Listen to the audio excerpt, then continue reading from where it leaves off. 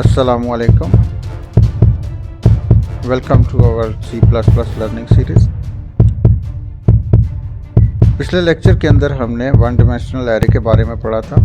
आज के इस लेक्चर के अंदर हम टू डिमेंशनल एरे के बारे में पढ़ेंगे, उसकी कुछ एग्जांपल्स को देखेंगे। Let's start.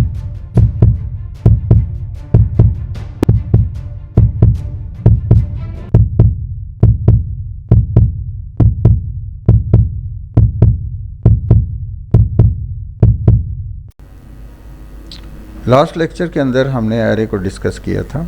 एरे हमने कहा कि कंसेक्टिव मेमोरी लोकेशंस हैं। जब आप किसी भी एरे को डिक्लेयर करना चाहेंगे तो सिंपल यहाँ पे डाटा टाइप उसका देते हैं, फिर आगे एरे का नाम आ जाता है और यहाँ पे आपके पास एरे का साइज़ आ जाता है। जब आप किसी भी एरे को डिक्लेयर करते हैं तो मेमोरी के अंदर इस तरह से कंसेक्टिव लोकेशन जो हैं वो रिज़र्व हो जाती हैं, जिसमें से फर्स्ट पोजीशन को, जिसको हम इंडेक्स 0 कहेंगे, वहाँ पे आपकी कोई वैल्यू सेव होगी।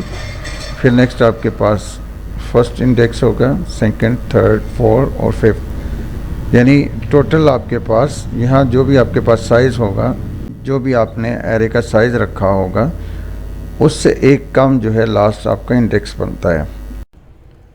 एरे के अगर हम एडवांटेज देखें तो उसका फर्स्ट एडवांटेज ये है कि आपका कोड जो है ऑप्टिमाइज हो जाता है, मीन्स कि आपको कम कोडिंग करनी पड़ती है। फिर इसके बाद सेकंड इसका जो एडवांटेज है वो ये है कि आप किसी भी मेंबर को, किसी भी इंडेक्स को रेंडमली एक्सेस कर सकते हैं, यानी एरे के किसी भी एलिमेंट को आप रेंडमली एक्सेस कर सकते हैं। इसके बाद फिर डाटा को इजीली जो है रिट्रीव किया जा सकता है, इजीली उसके अंदर जो है मैनिपुलेट किया जा सकता है, मीन्स कि आप डाटा को इंसर्ट कर सकते हैं, उसको डिलीट कर सकते हैं या डाटा को ओपन कर सकते हैं।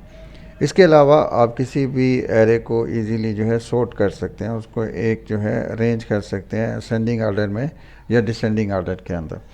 तो इस तरह से ये हमारे पास जो है एरे के डिफरेंट जो है ये एडवांटेज आके हैं। तो हमने यहाँ पे देखा था कि किसी भी एरे को जो है उसको इनिशलाइज करने के लिए या उसको डिक्लेयर करने के लिए सिंपली आप क्या करते हैं, डाटा टाइप यहाँ पे चाहे तो वो फ्लोट ले लें, इंटीजर, कैरेक्टर, लॉन्ग या कोई भी डाटा टाइप आप ले सकते हैं। तो मसलन मैं यहाँ पे इंट x जो है एक रखता हूँ डाटा टाइप, और उसके अंदर यहाँ पे आप उसकी साइज़ दे देते हैं। तो इस तरह से आपने ये क्या है एरे जो है डिक्लेयर कर लिया है। इसी चीज़ को अगर हम मेमोरी में देखें तो यहाँ पे मेमोरी के अंदर कंसेक्टिव मेमोरी लोकेशन यहाँ पे बन जाती हैं, जिसके फर्स्ट पोजीशन को हम 0 इंडेक्स कहेंगे। नेक्स्ट जो है फर्स्ट इंडेक्स 2, 3, 4 और यहाँ पे 5, यानी जितना आपके पास साइज़ होगा उससे एक कम जो है यहाँ पे इंडेक्सिंग होगी। तो यहाँ पे आगे हम कोई भी वैल्यू जो है उसको सेव कर सकते हैं।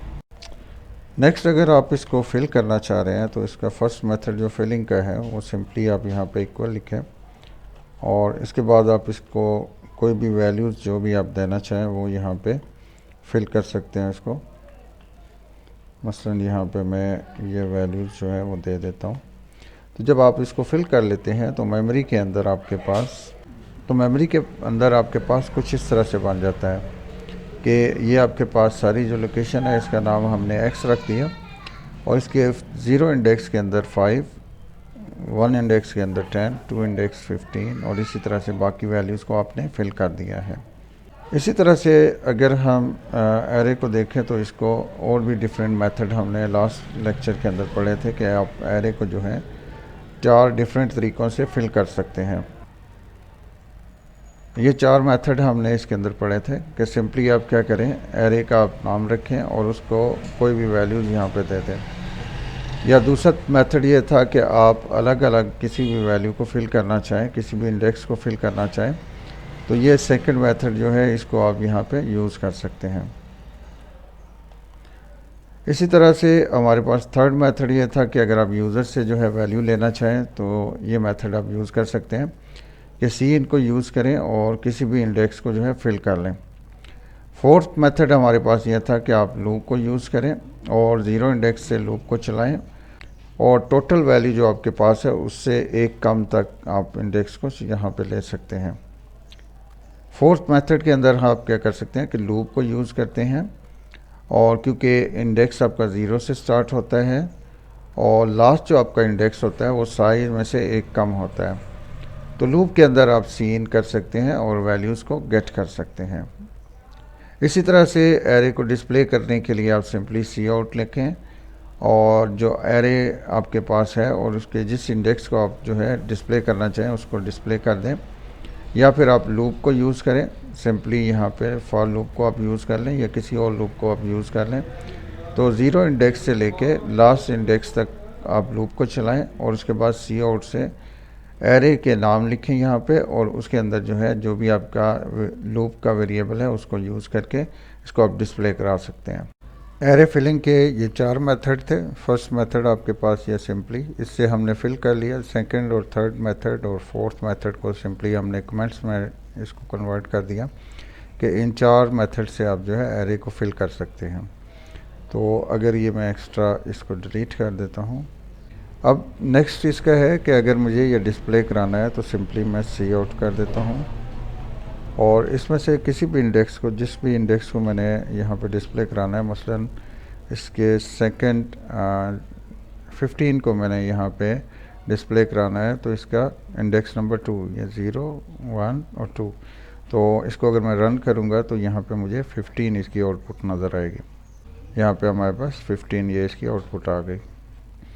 इसी तरह से अगर लूप के थ्रू अगर आप देखें इसको, अगर हम इसको लूप के थ्रू पूरे एरे को डिस्प्ले कराना चाह रहे हैं तो simply a is equal to 0, a less than equal to 4 और यहाँ पे आपके पास एरे के अंदर ए लूप जो इसका वेरिएबल था वो यहाँ पे आ गया।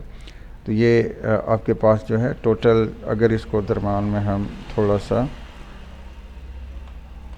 बैकस्लैश डीप डाल देते हैं तो ये टैब के थ्रू इसको डिस्प्ले करेगा। रन करके देखते हैं तो ये 5 10 15 20 और 25 आपके पास आ गया।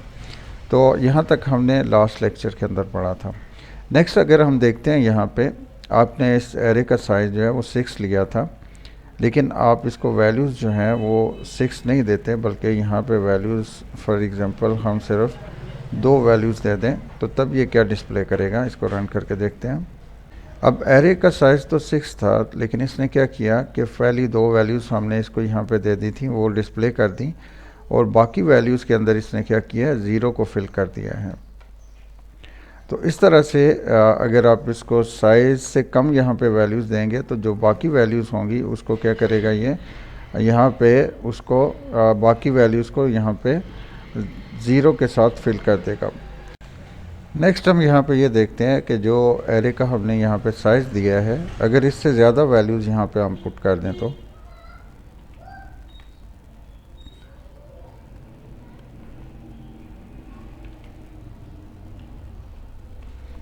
अब इसका साइज़ हमने 6 दिया है और वैल्यूज़ हमने 7 पुट कर दी हैं। तो अब क्या होगा, अब इसको आप रन करेंगे तो ये यहाँ पे आपके पास एरर शो कर रहा है कि ये अगर आप एरर यहाँ पे देखें तो too many initialization for int 6 के यहाँ पे वैल्यूज़ जो हैं वो ज़्यादा हो चुकी हैं।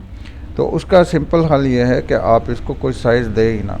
जब आप इसको कोई साइज़ नहीं देंगे तो सिंपली क्या करेगा कि जो कंपाइलर है जितनी आप वैल्यूज़ देंगे उसके हिसाब से एरे का साइज़ फिक्स कर देगा। तो इसको रन करके देखते हैं। तो अब उसने क्या किया है कि यहाँ पे वैल्यूज़ को यहाँ पे उसी हिसाब से यहाँ पे ले लिए हैं और यहाँ पे अब क्या करेंगे कि साइज़ जो उसको हमने यहाँ पे लेना है। अब हमें यहाँ पे लूप को चलाने के लिए हमने यहाँ पे 5 रखा है क्योंकि पहले यहाँ पे साइज़ जो है वो 6 था तो उस हिसाब से यहाँ पे हमने 5 रख लिया था। लेकिन अगर आपको यहाँ पे एरे का साइज़ नहीं पता है तो फिर आप किस तरह से लूप को किस तरह से हैंडल करेंगे। तो उसके लिए हम एक फंक्शन यूज़ करेंगे जो क्या करेगा, इस एरे की लेंथ को फाइंड करेगा। हम सिंपल यहाँ क्या करते हैं कि एक वेरिएबल डिफ़ाइन कर लेते हैं एस फॉर साइज़ और इसको हम इनिशलाइज 0 कर देते हैं कि हम कहते हैं कि साइज़ 0 है। अब हमारे पास एक फंक्शन है साइज़ ऑफ, इसको हम यूज़ करते हैं और इसके अंदर जो आपका एरे का नाम है वो यहाँ पे अगर रख लें और इस वैल्यू को हम एस के अंदर जो है वो पास कर देते हैं और यहाँ पे सी आउट के थ्रू अगर हम एस को डिस्प्ले करा दें और यहाँ पे इसके बाद आप बैकस्लैश n कर दें ताकि बाकी एरे जो है नेक्स्ट लाइन पे चला जाए। तो इसको अगर रन करके देखें 28, तो ये साइज़ ऑफ एरे जो है 28 दे रहा है। तो 28 किस तरह से दे रहा है ये हम समझ लेते हैं कि एरे की वैल्यूज़ जो हमने यहाँ पे रखी हैं वो 7 वैल्यूज़ रखी हैं। तो साइज़ ऑफ फंक्शन जो है ये एक्चुअली आपको एरे का टोटल मेमोरी साइज़ आपको बता रहा है। और क्योंकि यहाँ पे आपने इसको इंटीजर रखा है और इंटीजर जो है वो 4 बाइट्स जो है वो जगह लेता है, तो 4 बाइट को अगर आप मल्टीप्लाई करें 7 एलिमेंट के साथ तो ये आपके पास टोटल जो है 28 जो है ये मेमोरी बाइट्स आपको शो करा रहा है। तो एक्चुअली हम जो फाइंड करना चाह रहे हैं वो जो है यहाँ पे एरे का एलिमेंट का साइज़ जो है ये हम फाइंड करना चाह रहे हैं कि एलिमेंट उसके अंदर कितने हैं। तो उसका सिंपल सा एक मेथड है कि आप डिवाइड कर दें इसमें से किसी भी एक एलिमेंट के साथ। तो x यहाँ पे अगर हम फर्स्ट के साथ उसको डिवाइड कर देते हैं, यानी फर्स्ट जो उसका साइज़ है जो 4 होगा, तो उसके साथ जब आप उसको डिवाइड करेंगे तो यहाँ पे टोटल जो है 28 बनेगा, उसको 4 के साथ डिवाइड करेंगे तो 7 आंसर आपके पास आ जाएगा। तो इसका मतलब ये होगा कि यहाँ पे एरे का जो साइज़ है वो टोटल आपके पास यहाँ पे फाइंड हो जाएगा। तो इसको रन करके हम देखते हैं।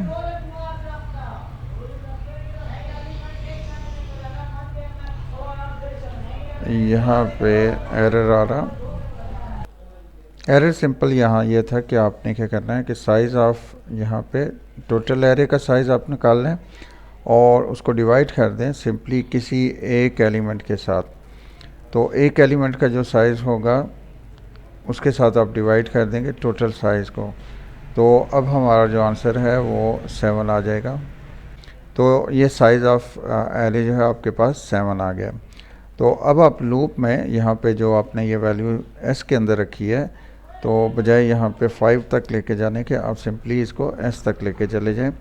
और इसके बाद अगर यहाँ पे आप एलिमेंट मज़ीद इसके अंदर जो है वो ऐड करते हैं तो ये अब आपको कंप्लीट एरे जो है वो डिस्प्ले कराएगा। तो अब हमारे पास जो एरे का साइज़ है वो 9 आ गया और यहाँ पे लूप भी जो आपके पास 9 वैल्यूज़ तक आपके पास ये लूप चली है। इसके अलावा हमने लास्ट लेक्चर के अंदर जो है स्ट्रिंग के बारे में पढ़ा था। उसमें हमारे पास 2 तरह की स्ट्रिंग है, एक सी स्टाइल के साथ आपके पास है और एक C++ स्टाइल के अंदर स्ट्रिंग है आपके पास। तो पहले हम सी स्टाइल करैक्टर स्ट्रिंग को देख लेते हैं।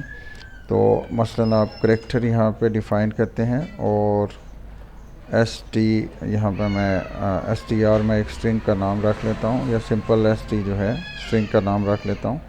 और इसके बाद यहाँ पे मैं इसका साइज़ नहीं देता, सिंपली यहाँ पे इसको जो है डबल कोटेशन के अंदर यहाँ पे वैल्यूज़ दे सकता हूँ।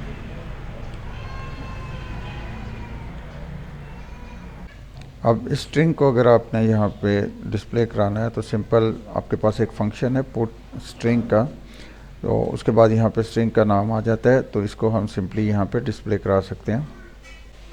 तो जो भी आपके पास स्ट्रिंग है यहाँ पे उस तरह से डिस्प्ले करा देगा। इसी तरह से अगर फ़र्ज़ करें और भी फंक्शन यहाँ पे हम यूज़ कर सकते हैं कि फ़र्ज़ करें यहाँ पे हम एक और जो है स्ट्रिंग ले लेते हैं।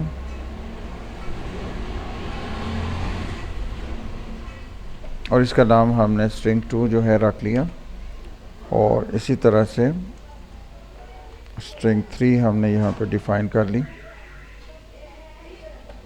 और इस स्ट्रिंग के अंदर हम कुछ वैल्यू दे के आ जाते हैं।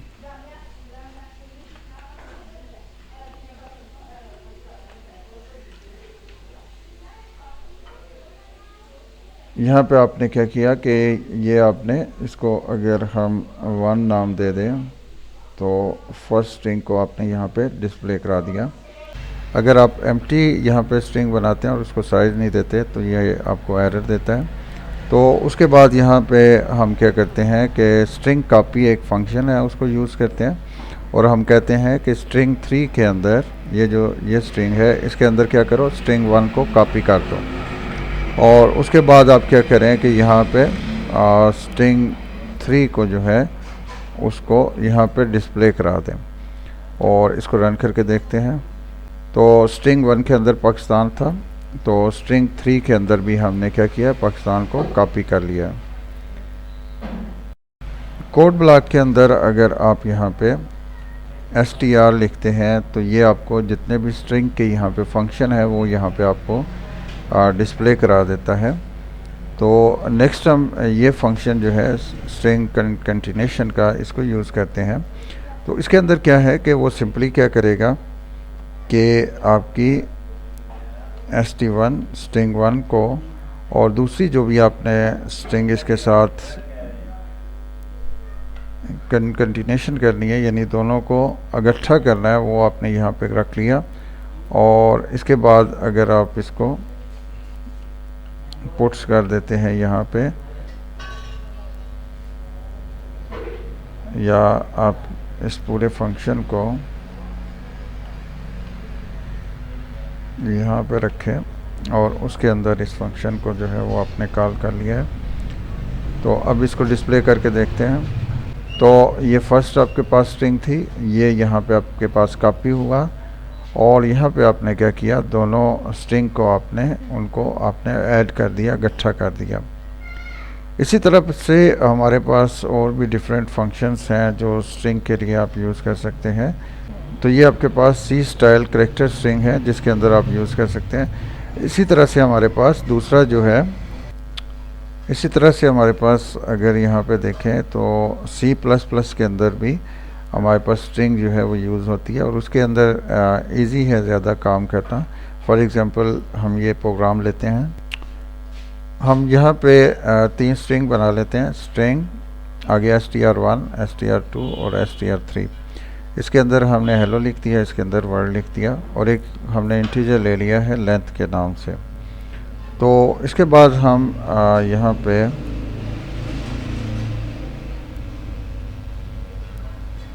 नेक्स्ट हम यहाँ पे देखते हैं कि अगर आपने कॉपी कराना है स्ट्रिंग 1 को स्ट्रिंग 3 के अंदर, तो सिंपली आप क्या करें, स्ट्रिंग 3 आप लिखते हैं इक्वल टू स्ट्रिंग 1 के। तो ये क्या करेगा, स्ट्रिंग 3 के अंदर स्ट्रिंग 1 के जो वैल्यू है वो वहाँ पे कॉपी कर देगा। इसके बाद आप अगर स्ट्रिंग 3 को यहाँ पे डिस्प्ले कराते हैं तो उसको डिस्प्ले करा देंगे। उसके बाद नेक्स्ट हम देखते हैं कि अगर आपने स्ट्रिंग को आपस में कंटिन्यूशन करना है तो सिंपल तरीका है कि स्ट्रिंग 3 आप कहते हैं कि इक्वल है स्ट्रिंग 1 प्लस स्ट्रिंग 2 के, और इसके बाद आप इन दोनों को डिस्प्ले भी करा सकते हैं। और इसी तरह से नेक्स्ट आप अगर साइज़ जो है वो फाइंड करना चाह रहे हैं तो जो आपने वेरिएबल लेंथ लिया था उसके अंदर आप सिंपली कहते हैं कि स्ट्रिंग 3 डॉट साइज़, ये फंक्शन आप यूज़ करेंगे और इसके बाद इसको डिस्प्ले भी करा सकते हैं। तो यहाँ पे ऊपर हमारे पास जिस तरह से यहाँ पे स्ट्रिंग कॉपी करने का एक मुश्किल तरीका था, तो उसकी जगह पे यहाँ पे ये एक आसान तरीका है जो आपके पास क्या करेगा, स्ट्रिंग को कॉपी कर देगा एक स्ट्रिंग को दूसरी स्ट्रिंग के अंदर। और उसी तरह से कंटिन्यूशन के आपके पास जो ये मेथड था आपके पास, उसकी जगह पे यहाँ पे आपके पास सिंपल सा एक मेथड है कि 2 स्ट्रिंग को सिंपली प्लस के साइन से उनको आप इकट्ठा कर सकते हैं, और इसी तरह से मल्टीपल और स्ट्रिंग को भी आप इकट्ठा कर सकते हैं।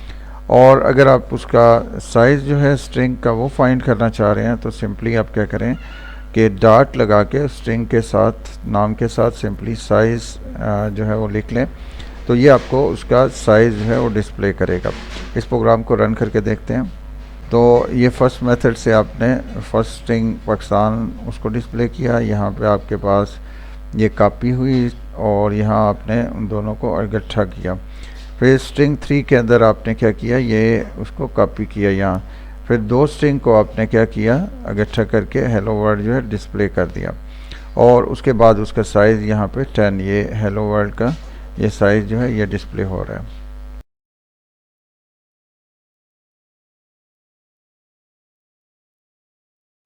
अभी तक हमने जो पढ़ा वो 1 डायमेंशनल एरे था, जिसके अंदर ये था कि आपका जितना भी डाटा है वो सिंगल रो के अंदर जो है वो सेव होता है। फॉर एग्जांपल ये हमारे पास एरे है जिसके अंदर हमने कुछ जो है सेव किया हुआ है। तो इसकी इंडेक्सिंग 0 से स्टार्ट होती थी, 0 1 2 3 अप टू लास्ट जहाँ पे आपका साइज़ है उससे एक कम तक आपके पास यहाँ पे इंडेक्सिंग आती थी। और यहाँ आप उसमें कोई भी वैल्यू जो है वो सेव कर लेते थे। अभी हम पढ़ रहे हैं 2D एरे, 2 डायमेंशनल एरे।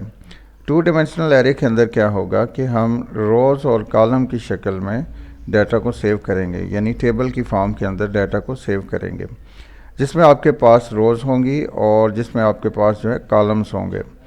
तो यहाँ पे आपके पास ये रो 0 है, रो 1 है, रो 2 है, यानी 0 रो से हम स्टार्ट करेंगे और इसी तरह से कॉलम 0, कॉलम 1, कॉलम 2 और इसी तरह से आगे कॉलम्स होंगे। तो अगर आप इसकी इंडेक्सिंग करना चाहेंगे तो फॉर एग्ज़ाम्पल हमारे पास एक डाटा है, मसलन ये हमारे पास रोज़ और कॉलम्स के अंदर हमारे पास डाटा है एक टेबल की फॉर्म के अंदर। तो फर्स्ट जो आपके पास ये सेल होगा, इसका एड्रेस जो है इधर से 0 रो है और 0 कॉलम, तो 0 0 इसका एड्रेस बन गया। नेक्स्ट आपके पास रो 0 ही है और कॉलम आपका 1 हो गया, रो 0 और कॉलम 2 आपके पास बन गया। इसी तरह से नेक्स्ट हमारे पास जो है ये रो 1, यानी आपके पास सेकंड रो है लेकिन इंडेक्सिंग में ये 1 में आएगी, और कॉलम आपका 0, first row, first column, first row, second column, और यहाँ पे आपके पास सेकंड रो और 0 column, second row, first column, second row, second column. 2 dimensional array के अंदर आपका डाटा जो है रोज़ और कॉलम्स की शक्ल में सेव होता है। 2 डायमेंशनल एरे को डिफ़ाइन करने का वही तरीका है जो 1 डायमेंशनल एरे के लिए है। तो सिंपल यहाँ पे आपके पास डेटाबेस आ जाएगा, मसलन हम इंटीजर ले लेते हैं, उसके बाद आपका जो भी एरे है, फॉर एग्ज़ाम्पल हम ए ले लेते हैं, उसके बाद पहले आप रोज़ बताएंगे कि यहाँ पे आपकी कितनी रोज़ हैं। फॉर एग्ज़ाम्पल मैं कहता हूँ कि 3 रोज़ हैं, और इसके अंदर फिर नेक्स्ट आप बताएंगे कॉलम्स कितने हैं। तो नेक्स्ट आप इस तरह से कॉलम्स बता के इसको इस तरह से डिफ़ाइन कर सकते हैं। इस तरह से मज़ीद हम देखते हैं कि जिस तरह से हम 1 डायमेंशनल एरे के अंदर हमने देखा था कि 4 मुख्तलिफ़ तरीक़ों से हम एरे को फिल कर सकते हैं, तो सेम उसी तरीके से हम 4 मुख्तलिफ़ तरीक़ों से 2 डायमेंशनल एरे को भी फिल कर सकते हैं।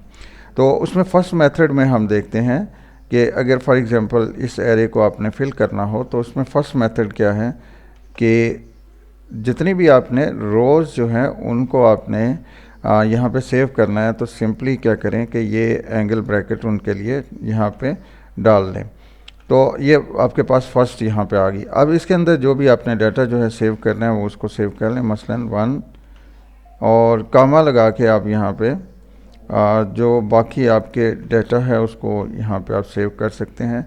तो ये आपके पास जो है यहाँ फर्स्ट रो जो है ये आपके पास बन गई है और इसके अंदर 4 कॉलम आपने बना दिए। इसके बाद फिर नेक्स्ट आपने नेक्स्ट रो को बनाना है। तो नेक्स्ट रो के लिए सिंपली आप क्या करेंगे कि यहाँ पे उसका डाटा जो है वो सेव कर देंगे। ये आपके पास जो है सेकंड रो जो है वो सेव हो गई है। नेक्स्ट जो रो को सेव करने के लिए नेक्स्ट फिर हम इसके अंदर जो है एंगल ब्रैकेट जो है उसको यूज़ करेंगे और इसके अंदर जो है डाटा जो आपने सेव कराना है वो इस तरह से डाटा जो है सेव कर लेंगे। तो ये आपके पास 3 रोज़ और 4 कॉलम्स के अंदर जो है डाटा सेव हो गया है। यह डाटा कुछ इस तरह से सेव होगा कि आपके पास ये एरे है ए, 3 रोज़ और 4 कॉलम्स, और इसके अंदर आपने इस तरह से डाटा दिया है जो मेमोरी में जाके कुछ इस तरह से रोज़ और कॉलम की शक्ल में जो है सेव होगा। सेकंड मेथड आपको 2D एरे को फिल करने का ये था कि फॉर एग्ज़ाम्पल हमारे पास एक एरे बी है और उसको भी आपने इसी तरह से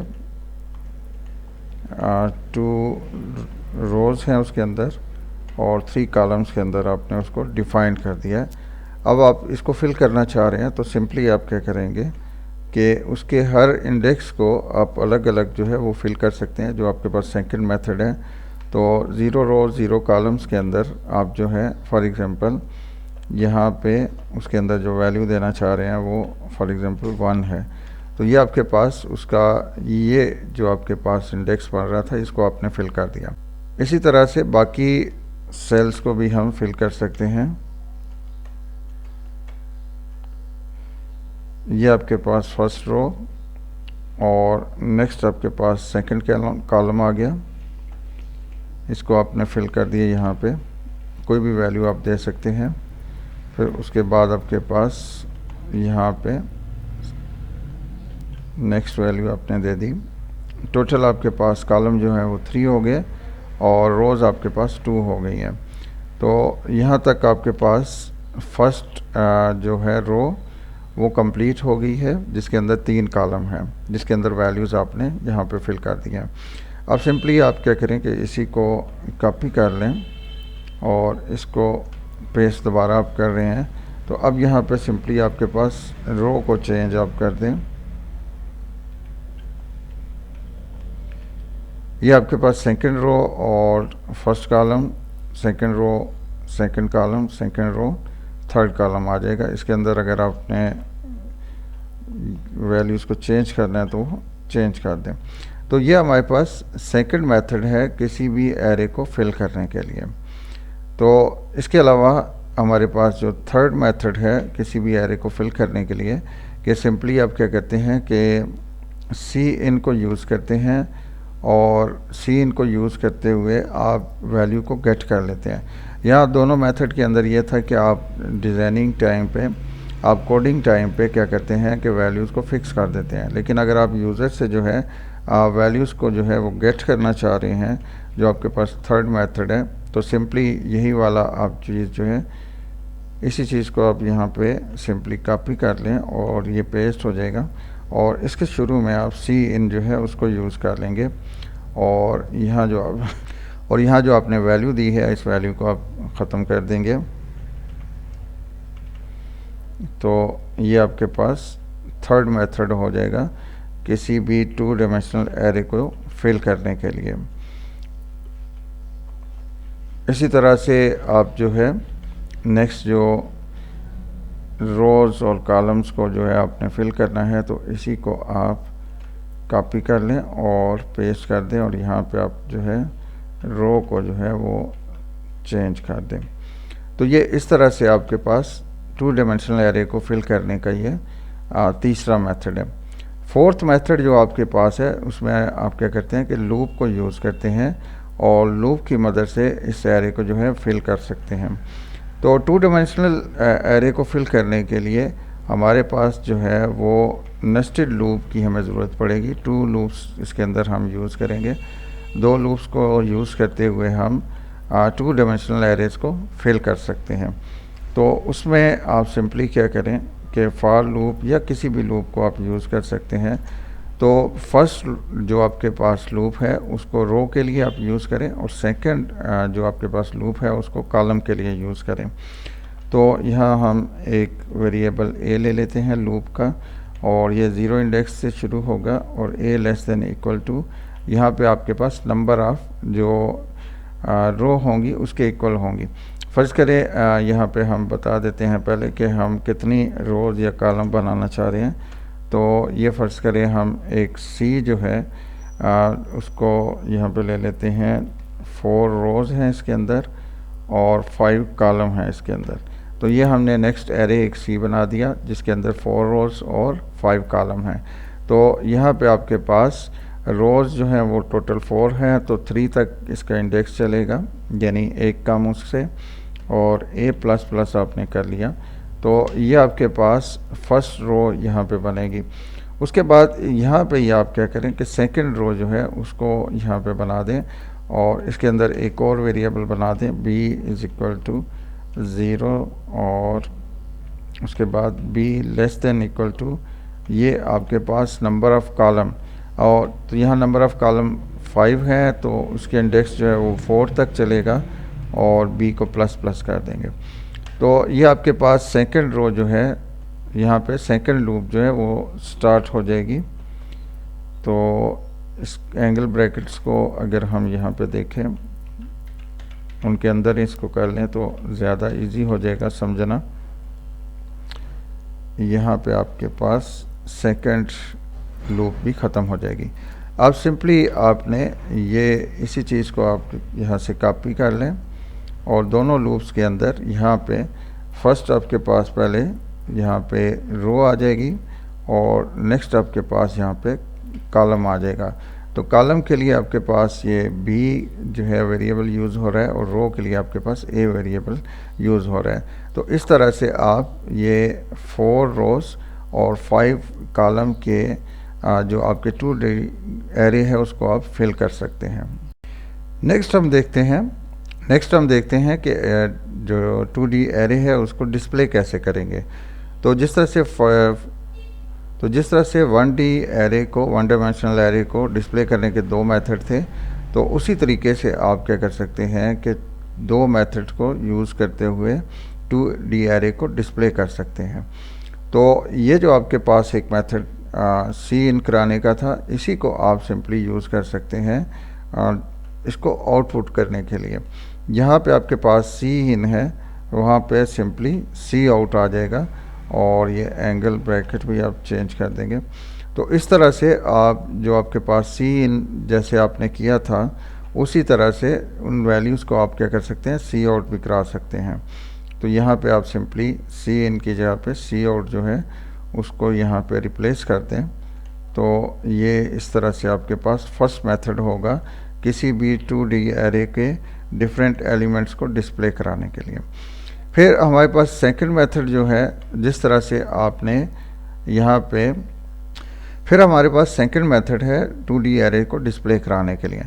तो जिस तरह से आपने ये लूप ली है, इसी लूप को आप यूज़ करें और यहाँ पे जहाँ पे आपके पास सी इन है, सिंपली वहाँ पे सी आउट को रिप्लेस कर दें। तो ये आपके पास 2 डायमेंशनल एरे जिसके अंदर आपके पास जो है 3 रोज़ हैं और 4 रोज़ हैं और 5 जो है कॉलम्स हैं, उसको आप इस तरह से डिस्प्ले कर सकते हैं। तो नेक्स्ट में हम छोटी सी एक एग्जांपल लेते हैं जिसमें हम एरे को गेट भी करते हैं और उसको डिस्प्ले भी करते हैं। हम इस एग्जांपल को लेते हैं। फर्स्ट करें हम स्टूडेंट के जो डेली के जो हैं उनके हम यहाँ पर रिज़ल्ट जो है वो सेव करते हैं। यानी फॉर एग्जांपल स्टूडेंट 1 जो है, रोल नंबर 1 जो है उसका फर्स्ट डे जो रिज़ल्ट है 65 मार्क्स हैं, फिर 56 हैं और इसी तरह से 6 डेज़ के हम क्या करते हैं कि उसके जो है मार्क्स यहाँ इस तरह से एंटर करते हैं। फिर रोल नंबर 2 है, उसके मार्क्स इस तरह से एंटर करते हैं। रोल नंबर 3 है, उसके मार्क्स जो है इस तरह से एंटर करते हैं। तो इस तरह से हम 5 स्टूडेंट्स के मार्क्स जो है उनको इस तरह से एंटर कराना चाह रहे हैं। और नेक्स्ट दूसरे टेबल के अंदर हम ये करना चाह रहे हैं कि यहाँ पे रोल नंबर हमें 1 to 5 उसी तरह से डिस्प्ले हो और यहाँ पे नेक्स्ट में उसका एवरेज जो है निकले। एवरेज क्या मीन्स कि ये सारी जितने भी है इन सबको ऐड करके 5 से डिवाइड कर दिया जाए तो ये एवरेज मार्क्स उसके निकल जाए। और नेक्स्ट हम चाहते हैं कि अगर उसके 40 से ज़्यादा यहाँ पे एवरेज बने तो उसको पास कर दिया जाए, अदरवाइज़ फेल कर दिया जाए। तो हम ये चाह रहे हैं कि ये 2 टेबल्स जो हैं इसको हम सी के अंदर बनाएं और इस तरह से उसके अंदर डाटा जो है वो फिल करें। तो स्टार्ट करते हैं कोडिंग इसकी। तो पहला हम जो यहाँ पे टेबल बनाते हैं, सिंपली उसका नाम अगर हम डाटा रख दें और इसके अंदर नंबर ऑफ़ रोज़ यानी नंबर ऑफ़ स्टूडेंट कितने आपको चाहिए वो 5 आपने कर दिए। फिर उसके बाद आपने नंबर ऑफ़ डेज़ के लिए जो डाटा आपने लेना है, तो फॉर एग्ज़ाम्पल वो 6 डेज़ के लिए आप डाटा लेते हैं। तो ये फर्स्ट आपने यहाँ पे टेबल बना दिया। दूसरा टेबल जो हमें चाहिए होगा वो रिज़ल्ट के लिए चाहिए होगा। तो फॉर एग्ज़ाम्पल मैं RES इसका रिज़ल्ट जो है वो मैं रख लेता हूँ नाम इसका। अब यहाँ पे नंबर ऑफ़ रोज़ कितनी चाहिए मुझे, वो 5 स्टूडेंट का ही चाहिए रिज़ल्ट यहाँ पे। और इसमें रिज़ल्ट क्या क्या चीज़ चाहिए, जो कॉलम्स के अंदर चीज़ें आए। तो कॉलम्स के अंदर मुझे यहाँ पे उसका जो है वो एवरेज चाहिए और साथ में उसका रिज़ल्ट चाहिए, फेल या पास। मीन्स कि यहाँ पे आपके पास 3 कॉलम होंगे। यानी फर्स्ट के अंदर आपके पास रोल नंबर शो हो रहा होगा। नेक्स्ट आपके पास जो है अगर आप यहाँ पे देखें उसको, तो ये आपके पास पहला टेबल था जिसके अंदर क्या था कि 5 स्टूडेंट का आपने रोल नंबर यहाँ पे इंटर कराने थे और उनके जो डेज़ हैं वो 6 डेज़ के अंदर उनकी यहाँ पे आपने डाटा को इंटर कराना था। 6 डेज़ अगर ये रखें और ये इसको भी अगर आप शामिल करें तो ये आपके पास 7 बन जाता है। यानी 7 into 5 ये टेबल आपके पास बन जाता है, या 5 into 7 यानी रो पहले अगर रोज़ को अगर आप पहले शो करें तो ये आपके पास 5 रोज़ आ जाएंगी और यहाँ पे आपके पास कॉलम अगर ये टोटल देखे जाए तो ये 7। तो यहाँ पे हम इसको ये 7 कर देते हैं। और अगर हम और अगर हम इस दूसरे टेबल को देखें तो इसके अंदर जो है रोज़ में आपके पास 5 रोज़ ही हैं, जबकि कॉलम के अंदर आपके पास 3 यहाँ पे जो है बन रहे हैं कॉलम। तो 5 और 3 आपने ले लिया। अब नेक्स्ट में हमने ये करना है कि इसके अंदर डाटा को फिल करना है। तो डाटा को फिल करने के लिए ये हमारे पास जो है 2 डायमेंशनल एरे है। तो 2 डायमेंशनल एरे को फिल करने के लिए हम सिंपली लूप्स को यूज़ करेंगे, 2 लूप यूज़ करेंगे 2 डायमेंशनल एरे को फिल करने के लिए। तो फर्स्ट अगर आप देखें यहाँ पे रो को फिल करने के लिए हमें यहाँ पे टोटल 5 जो हैं रोज़ चाहिए थी। तो और एक मैंने रोज़ के लिए यहाँ पे ले लिया जो 0 से शुरू हो रहा है और 4 तक जा रहा है, यानी मीन्स के 5 यहाँ पे आ गए। नेक्स्ट मुझे यहाँ पे जो है कॉलम को फिल करना है। तो कॉलम मेरे पास टोटल जो है वो 7 है। तो यहाँ पे मैं सिंपली C फॉर कॉलम ले लेता हूँ 0 और C less than equal to जितने नंबर ऑफ कॉलम्स हैं उससे एक कम आप यहाँ पे कर लें और C प्लस प्लस यहाँ पे कर लें। तो ये आपके पास सेकंड यहाँ पे आपके पास लूप बन जाएगी। नेक्स्ट हमें एक मैसेज शो करना है जिस मैसेज के अंदर सिंपली हम कहें कि फर्स्ट स्टूडेंट का फर्स्ट जो आपका डे है उसका डाटा एंटर किया जाए। तो यहाँ पे हमने सिंपली एक मैसेज शो किया कि एंटर, यहाँ आपके पास रो के अंदर फर्स्ट आपके पास 0 चल रहा होगा तो 0 प्लस 1 यानी 1 आ जाएगा। इंटर 1 स्टूडेंट डे, आगे आपने कॉलम यानी कॉलम में फर्स्ट 0 चल रहा होगा 0 प्लस 1 1 डाटा, यानी inter first student day 1 data. Next में क्या होगा कि अंदर वाली लूप ही पहले चलेगी। तो inter first student day 2 data, inter first student day 3 data. इस तरह से आप जो है 7 तक से 6 डेज तक उसका डाटा जो है वो इंटर कराएंगे। और यहाँ से जब बाहर निकलेगी ये लूप तो फिर नेक्स्ट ये दोबारा ऊपर सेकंड जो फर्स्ट लूप है ये दोबारा रिपीट होगी। तो आर की वैल्यू जो है यहाँ यानी सेकंड रो आ जाएगी। तो उसमें क्या होगा कि सेकंड स्टूडेंट का फर्स्ट डे का डाटा, फिर सेकंड स्टूडेंट का सेकंड डे का डाटा, और इस तरह से ये लूप सारी चलती जाएगी। तो इसके बाद मज़ीद हमें जो यहाँ पे चाहिए, हम चाहते हैं कि ये आपका जो है यहाँ पे इसको \n कर दें कि हर दफ़ा ये न्यू लाइन के अंदर शो हो। तो इसको सिंपली रन करके देखते हैं। तो यहाँ पे एक एरर है, उसको पहले हम यहाँ पे रिमूव करते हैं। तो यहाँ पे हमने C को डिक्लेयर तो कर लिया, यूज़ तो कर लिया, लेकिन उसको डिक्लेयर नहीं किया था, तो C को हम डिक्लेयर कर देते हैं। दोबारा रन करके देखते हैं। तो ये इस तरह से आपके पास ये सिंपल मैसेज जो है वो शो हो गया है। अगर आप इसको ऊपर जाके देखें तो inter first student day 1 data, inter first student day 2 data, और इस तरह से ये आपके पास सारा आ जाएगा। और यहाँ पे सिंपली हम क्या करेंगे कि C इन को भी करा लेते हैं, C इन कराते हैं यहाँ पे। अब आपके पास जो यहाँ पे आपके पास जो फर्स्ट आपके पास यहाँ पे एरे है उसको हम यूज़ कर रहे हैं। तो पहले यहाँ पे आपके पास क्या आना चाहिए कि रो आपके पास आ जाएगी, उसके बाद आपके पास कॉलम आ जाएगा। तो इस तरह से ये डाटा एंटर कर लेगा सिंपली। तो इसको रन करके दोबारा देख लेते हैं और डाटा को गेट भी कर लेते हैं। तो यहाँ पे आपके पास सिंपली आप क्या करेंगे, फर्स्ट स्टूडेंट का फर्स्ट डे का डाटा आपने एंटर किया, सेकंड डे का आप यहाँ पे एंटर करें, थर्ड डे का आप एंटर करें, और यहाँ पे इस तरह से डाटा जो है वो एंटर करते जाएंगे।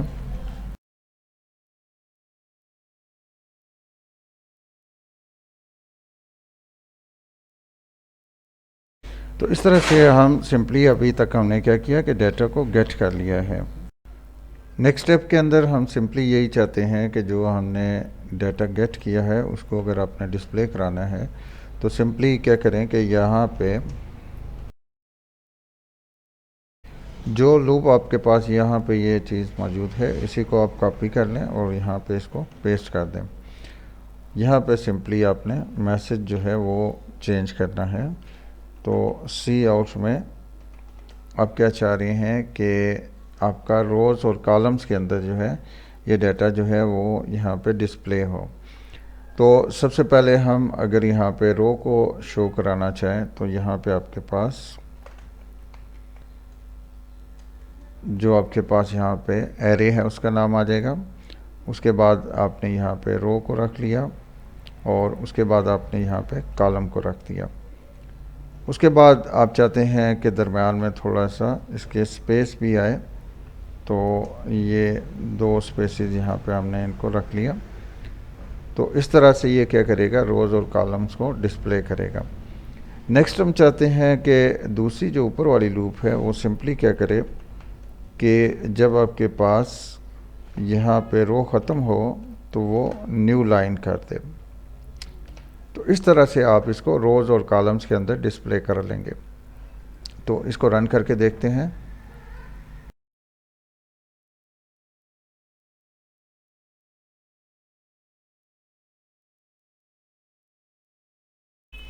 तो अगर आप यहाँ पे देखें तो जो भी हमने डाटा इंटर किया है वो रोज़ और कॉलम्स में इस तरह से वो डिस्प्ले हो गया है। इसको अगर आप ज़्यादा बेहतर करना चाहते हैं तो यहाँ पे जहाँ पे आपने स्पेस को यूज़ किया है वहाँ पे आप सिंपली यहाँ पे टैब को यूज़ कर लें, तो वो ज़्यादा बेहतर तरीके से आपको डाटा ये डिस्प्ले करके देगा। तो अभी तक हमने सिंपली ये किया है कि इस टेबल को हमने गेच किया और इसको डिस्प्ले भी कर दिया है। अगर आप यहाँ पे इस तरह से ये ऊपर डे 1 डे 2 वगैरह इनको भी शो करना चाह रहे हैं और यहाँ पे रोल नंबर को भी शो करना चाह रहे हैं, तो थोड़ा सा आपको जो आपने यहाँ पे बनाया उसके अंदर थोड़ा सा यहाँ चेंज करना पड़ेगा। तो इस फॉर्मेट के अंदर इसको डिस्प्ले कराने के लिए कि यहाँ पे रोल नंबर आपके शो हो, यानी ऊपर रोल नंबर लिखा हो और नीचे ये, और यहाँ पे डे 1 टू ये 2 अप टू डे 6 या 7 जितने भी आप करना चाहें। तो इसके अंदर हम थोड़ी सी चेंजिंग करेंगे। सबसे पहले तो ये है कि लूप के पहले जो है आपका यहाँ पे कि लूप से पहले आपने एक दफ़ा ये वाला मैसेज आपने डिस्प्ले कराना है कि सिंपली रोल नंबर लिखा है, उसके बाद टैब आए, उसके बाद day 1 tab, day 2 day 3 day 4 up to day 7, ये मैसेज आपके पास यहाँ पे शो हो। उसके बाद जब आपके पास ये लूप चले तो सबसे पहले आपके पास क्या है, रो जो है वो शो हो जाए, यानी रो आपके पास 0 से स्टार्ट हो रही है तो +1 यानी रोल नंबर यहाँ पे ये आपके पास ये ऊपर रोल नंबर लिखा होगा, तो उसके नीचे यहाँ पे आपके पास रोल नंबर 1 ये फर्स्ट टाइम जब ये लूप चलेगी ये यहाँ पे आ जाएगा। उसके बाद आपके पास डाटा उसी तरह से डिस्प्ले हो और जब आपके पास ये रो ख़त्म हो जाए तो नई रो ये उसके लिए हम ये इसको इस्तेमाल कर लेंगे। तो इसको रन करके देखते हैं।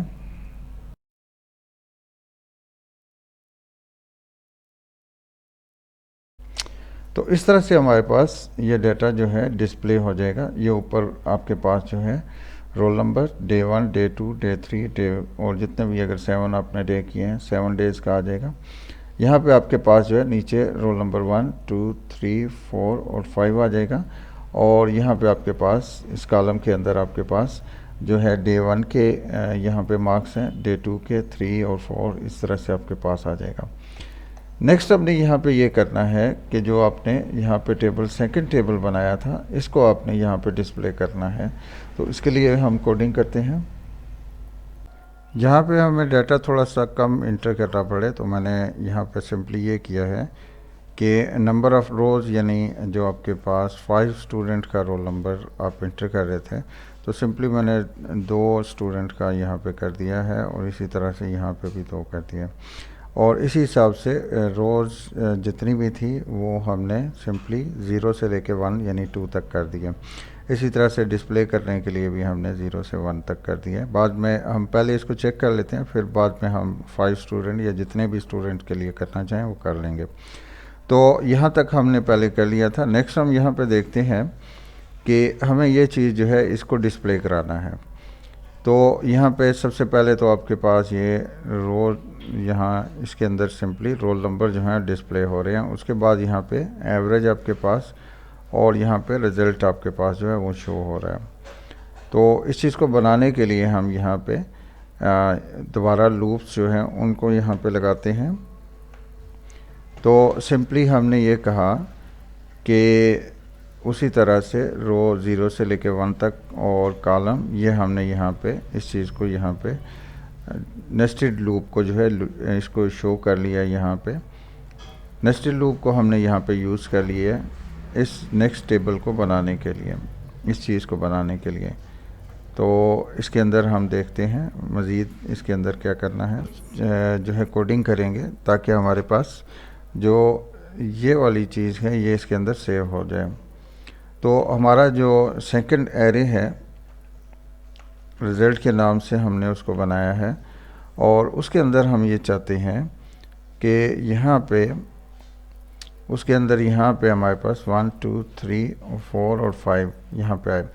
अगर आप इसको देखें तो यहाँ पे आपके पास 0 रो और 0 कॉलम है, फिर 1 रो 0 कॉलम, 2 रो 0 कॉलम, 3 रो 0 कॉलम और 4 रो 0 कॉलम।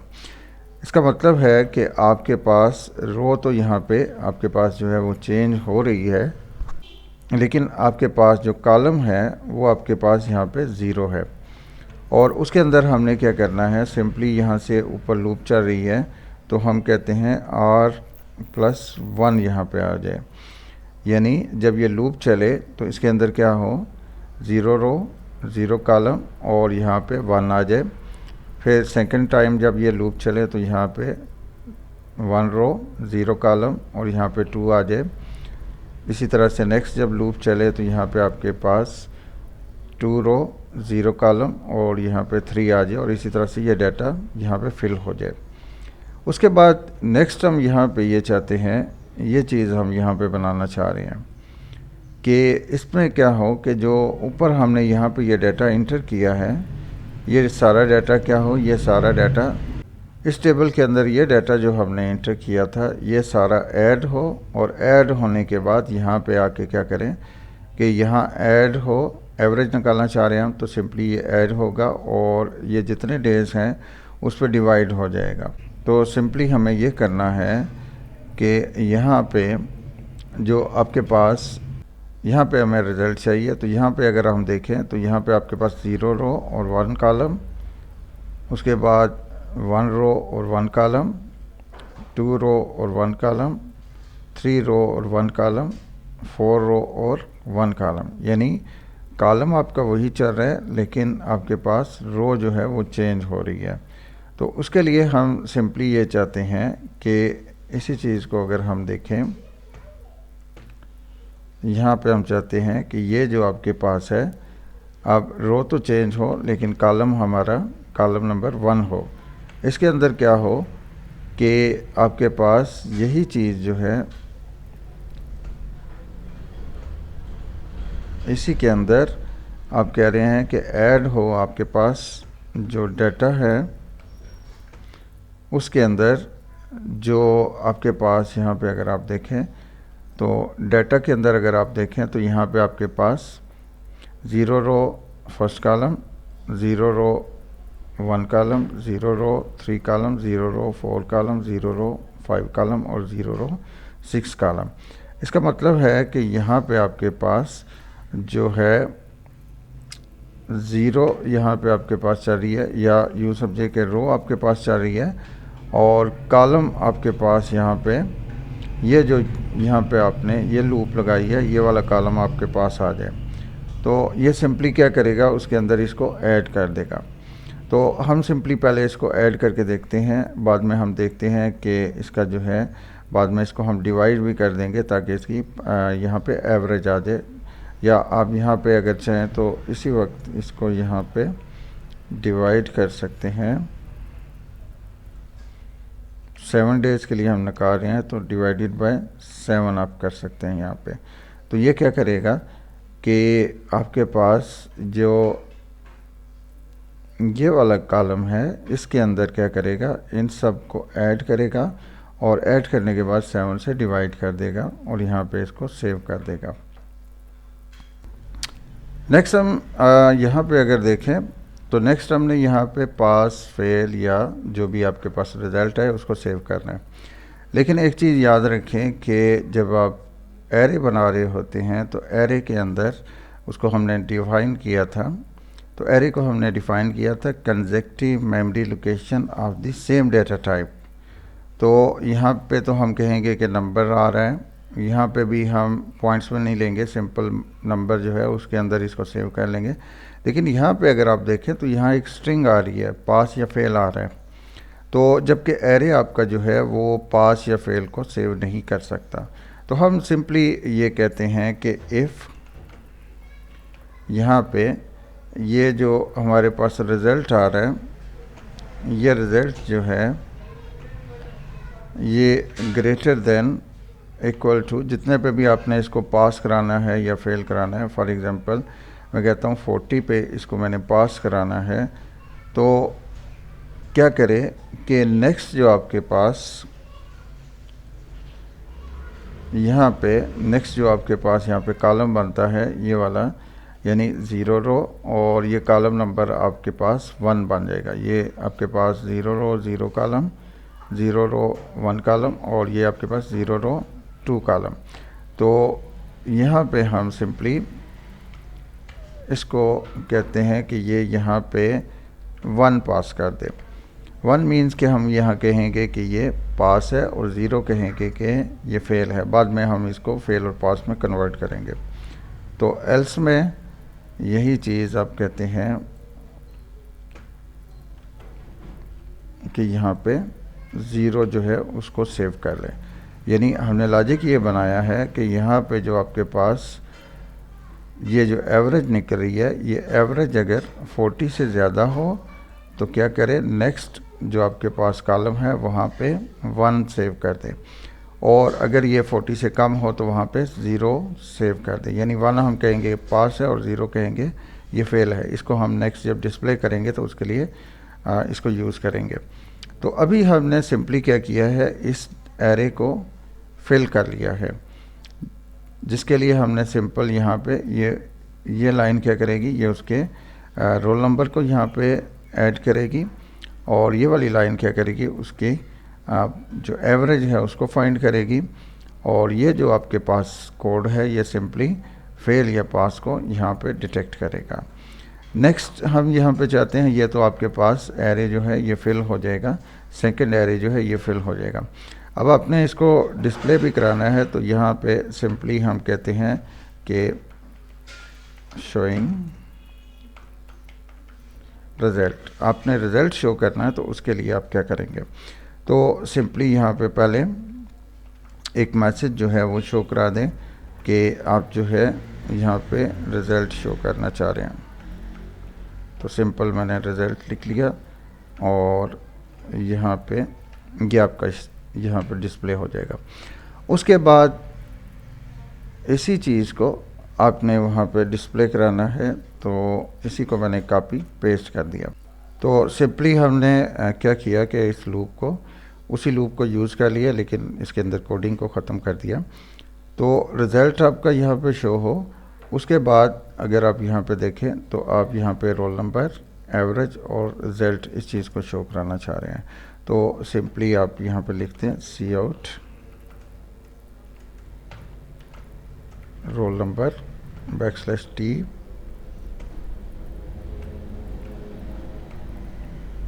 एवरेज, उसके \t और रिज़ल्ट, ये आप इसको शो कराना चाह रहे हैं। तो लूप से बाहर हमने इसको यहाँ पे सिंपली जो है इसको लिख लिया है। अब लूप के अंदर हम सिंपली यहाँ पे जो भी हमारे पास एरे के अंदर है उसको हम यहाँ पे डिस्प्ले कराना चाह रहे हैं। तो रिज़ल्ट यहाँ आपके पास सी आउट में आप कहते हैं जो आपके पास एरे है उसके अंदर आपके पास रो और कॉलम जो है वो डिस्प्ले हो जाए, और यहाँ पे टैब लगा दें, थोड़ा सा उसको ये डिस्टेंस शो करा दें।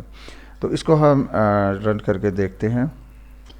तो सिंपल मैं यहाँ पे फर्स्ट स्टूडेंट का डाटा जो है वो इंटर कर रहा हूँ, फिर सेकंड स्टूडेंट का डाटा इंटर कर रहा हूँ।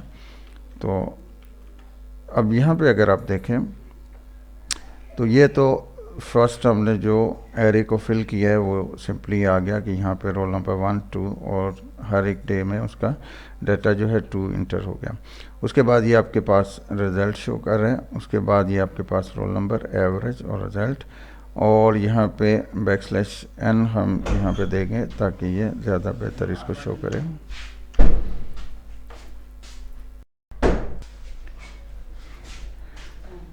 इस लूप के अंदर अगर आप देखें तो यहाँ पे हमने इसको 6 तक लेके चले गए हैं, जबकि यहाँ पे हमारे पास सेकंड जो टेबल है उसके अंदर टोटल जो कॉलम हैं वो 2 हैं, तो यहाँ पे हमने 2 रख लिया।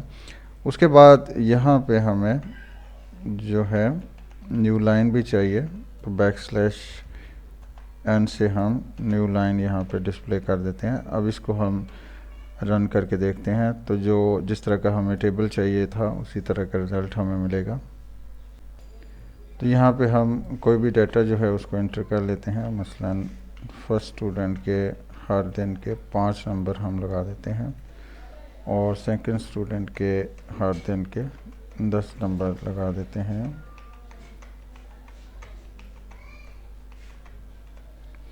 अब यहाँ पे देखें तो ये रोल नंबर 1 और उसका ये डाटा सारा शो हो गया, रोल नंबर 2 और उसका ये डाटा सारा यहाँ पे शो हो गया, और रोल नंबर 1 यहाँ पे और यहाँ पे रोल नंबर 2। तो फर्स्ट की यहाँ पे जो एवरेज बन रही है इन सब को ऐड करने के बाद डिवाइड करने से, और सेकंड नंबर की जो एवरेज बन गई है वो यहाँ पे शो हो रही है, और रिज़ल्ट में दोनों ज़ीरो मीन्स के दोनों यहाँ पे फेल हो गए हैं। तो नेक्स्ट हम देखते हैं कि फेल और पास को किस तरह से शो किया जाएगा।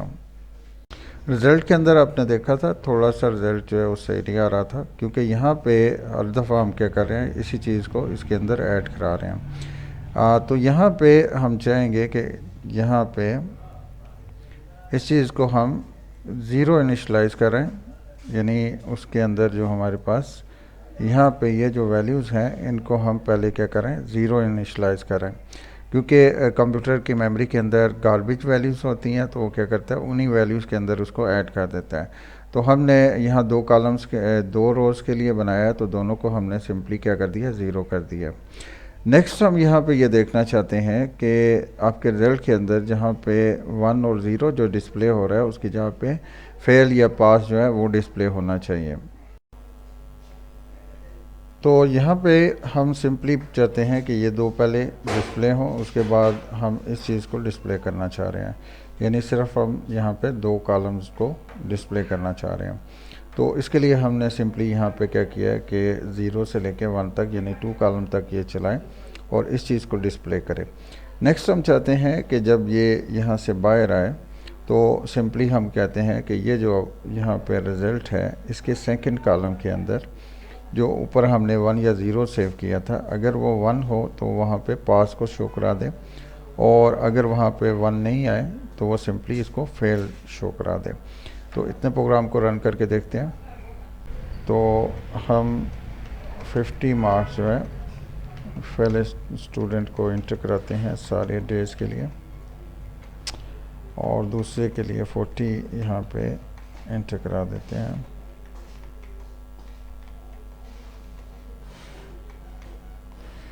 तो यहाँ पे ये सारा कुछ डिस्प्ले हो गया, और यहाँ एवरेज उसकी ये कुछ थोड़ी सी गलत दे रहा है, इसको हम देख लेते हैं, और यहाँ पे आपके पास फेल या पास शो हो रहा है। तो एवरेज यहाँ पे अगर हम देखें तो यहाँ गलती हम कर रहे हैं कि ये हर दफ़ा लूप के अंदर इसको जो है ये इसको यहाँ पे 7 से जो है डिवाइड कर रहे हैं, जबकि यहाँ पे इसको डिवाइड नहीं होना चाहिए, बल्कि हम जब इस लूप से बाहर निकलें तो जो भी वैल्यू हमारे पास यहाँ पे बन चुकी हो उसको हमें सिंपली डिवाइड करना चाहिए, डिवाइडेड बाय 7। तो अब ये सही काम करेगा कि जो भी यहाँ पे आपके पास टोटल यहाँ पे आपके पास रिज़ल्ट बनेगा उसको एंड पे जाके 7 से उसको डिवाइड कर दे। तो इसको दोबारा रन करके देखते हैं, 50 की एवरेज देखते हैं कि ये बना रहा है या नहीं। तो फर्स्ट स्टूडेंट को हमने हर दिन के लिए 50 मार्क्स दे दिए, और दूसरे स्टूडेंट को हमने 40 मार्क्स जो हैं वो दे दिए हैं।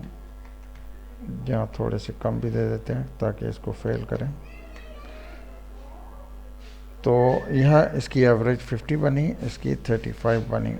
ये इसको भी पास कर रहा, इसको भी पास कर रहा। तो इसको देख लेते हैं कि यहाँ पे 35 पे इसको इसने पास क्यों किया है। बाकी ये हमारा प्रोग्राम ठीक रन कर रहा। तो उसके लिए अगर हम यहाँ पे देखें तो एक्चुअली इसी लूप के अंदर हम इसको फेल और पास को चेक करें तो ये चीज़ भी हमें लूप से बाहर निकालनी पड़ेगी। इसको आप यहाँ से कट करा लें और सिंपली आप क्या करें कि इसको लूप के बाहर यहाँ पे जो है इसको पेस्ट कर दें कि यहाँ पे अगर ये 40 से ज़्यादा है तो तब इसके अंदर 1 रखे, अदरवाइज़ यहाँ पे 0 रखे।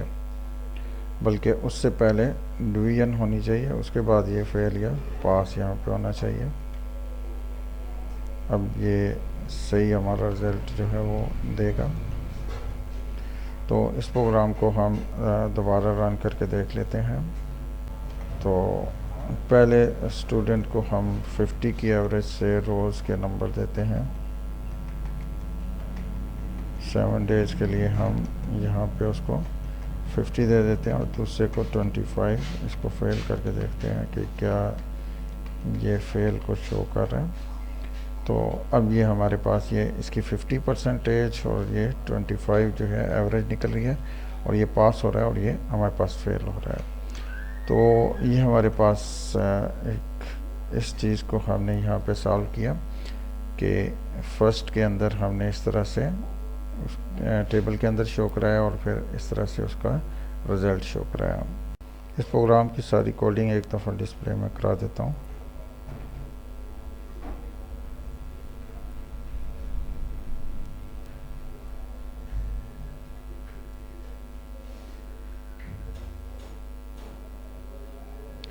नेक्स्ट इसके अंदर आप ये कर सकते हैं कि यहाँ पे जो आपने 2 स्टूडेंट का लिया था, अब ज़्यादा करना चाहें तो यहाँ पे सिंपली यहाँ 5 का कर दें और यहाँ पे भी आपके पास 5 हो जाएगा।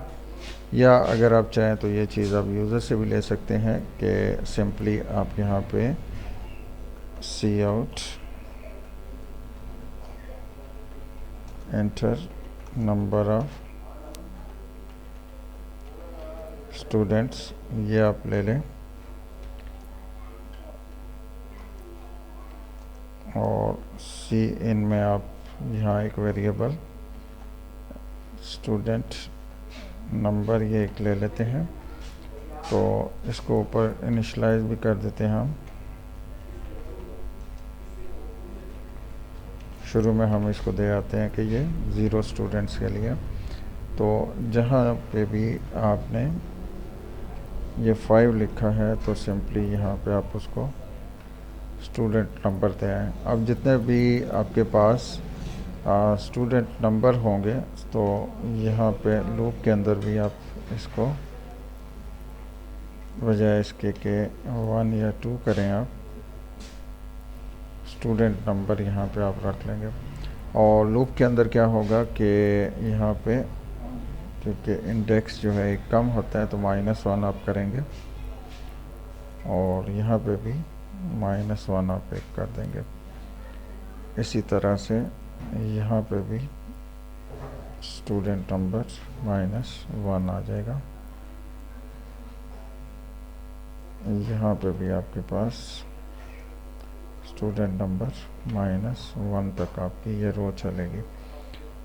तो इसको आप अगर रन करके देखें तो आपसे पहले क्या है कि नंबर ऑफ़ स्टूडेंट पूछेगा कितने स्टूडेंट हैं। अगर मैं इसको कहता हूँ 3 तो ये मुझे अब ये है 3 स्टूडेंट का डाटा मुझसे जो है वो गेट करेगा।